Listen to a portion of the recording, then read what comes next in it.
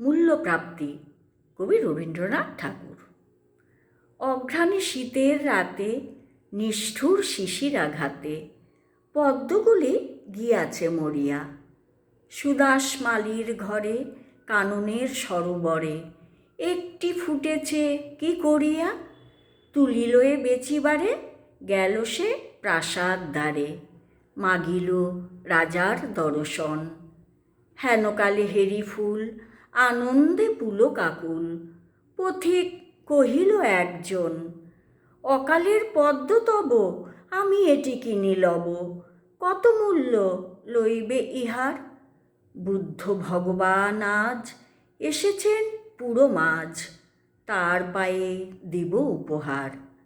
মালি কহে, এক মাসা স্বর্ণ পাব মনে আশা। পথিক চাহিল তাহা দিতে। হেনকালে সমারোহে, বহু পূজা অর্ঘ্য বহে, নৃপতি বাহিরে আচম্বিতে। রাজেন্দ্র প্রসেনজিৎ উচ্চারি মঙ্গল গীত, চলেছেন বুদ্ধ দর্শনে। হেরি অকালের ফুল, শুধালেন কত মূল, কিনি দিব প্রভুর চরণে।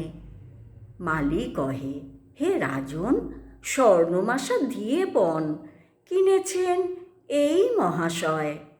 10 মাসা দিব আমি, কহিল ধরণী স্বামী। 20 মাসা দিব, পান্থ কয়। দোয়ে কহে দেহ দেহ, হার নাহি মানে কেহ। মূল্য বেড়ে ওঠে ক্রমাগত। মালি ভাবে, যার তরে এ দোহে বিবাদ করে, তারে দিলে আরো পাবো কত। কহিল সে করজোড়ে, দয়া করে ক্ষম মোরে, এ ফুল বেচিতে নাহি মন।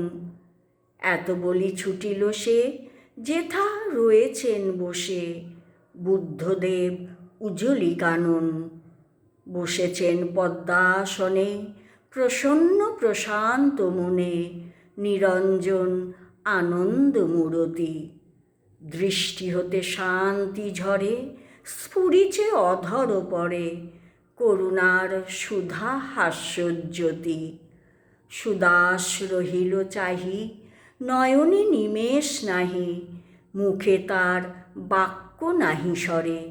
সহসা ভূতলে পড়ি, পদ্মটি রাখিল ধরি, প্রভুর চরণ পদ্ম পরে। বরসে অমৃত রাশি, বুদ্ধ শুধালেন হাসি। কহ বৎস, কি তব প্রার্থনা? ব্যাকুল সুদাস কহে, প্রভু আর কিছু নহে, চরণের ধূলি এক কণা।